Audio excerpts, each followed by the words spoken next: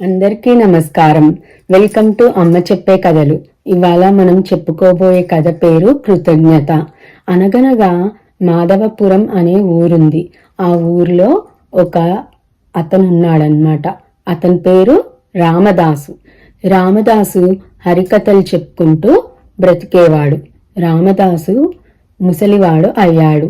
ఇంకా ఊరికి వెళ్లి హరికథలు చెప్పేంత ఓపిక అతనికి లేదు. అప్పుడు రామదాస్ అనుకున్నాడు, ఇంటింటికి వెళ్లి భిక్షాటన చేసి బ్రతుకుదామని అనుకున్నాడు. అనుకున్న విధంగానే రామదాసు ఇంటింటికి వెళ్లి భిక్షాటన చేసి భోజనం సంపాదించుకునేవాడు. రోజు వెళ్ళినట్టే రామదాసు భిక్షాటనకి వెళ్ళాడు. ఒకరోజు రామదాసుకి కాకి కనబడింది.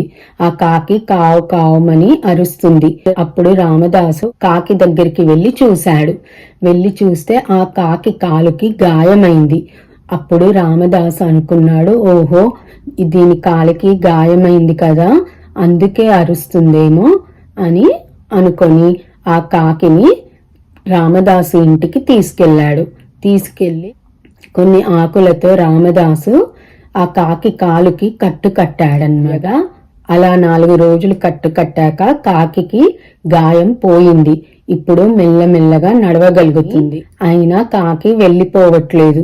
అప్పుడు రామదాస్ అనుకున్నాడు, దీనికి అలవాటైందేమో నా దగ్గర ఉండడం, అందుకే ఉంటుందేమో అని రామదాసు అనుకున్నాడు. తనకున్న దాంట్లోనే 4 మెతుకులు పెట్టేదన్నమాట కాకికి. కానీ కాకి వెళ్ళిపోవట్లేదు.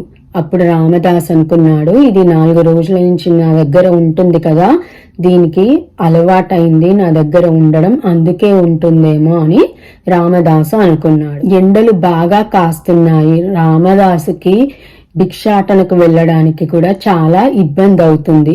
అందుకని రామదాసు అనుకున్నాడు, రేపటి నుంచి సూర్యుడు రాకముందే భిక్షాటనకి బయలుదేరాలి అని అనుకున్నాడు. నేను రేపటి నుంచి కాస్త ఉదయాన్నే బయలుదేరుతాను భిక్షాటనకి అని అనుకొని బయలుదేరాడు రామదాసు. ఉదయమే లేవాలి అని అనుకున్నాడు. అలాగే లేశాడు రామదాసు. సూర్యుడు రాకముందే ఉదయాన్నే రామదాసు లేచి పెరట్లోకి వెళ్ళాడు స్నానం చేయడానికి. వెళ్ళినప్పుడు అక్కడికి కాకి వచ్చి కావు కావు అని అరుస్తుంది.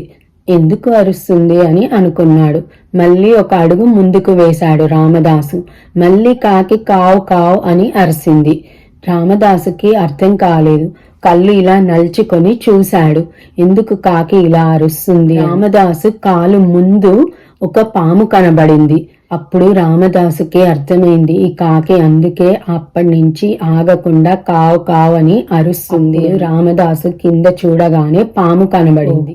అప్పుడు రామదాసుకు అర్థమైంది, కాకి అందుకే అప్పటి నుంచి కావు కావని అరుస్తుంది. కాకి రామదాసుని కాపాడినందుకు రామదాసుకి చాలా సంతోషమైంది.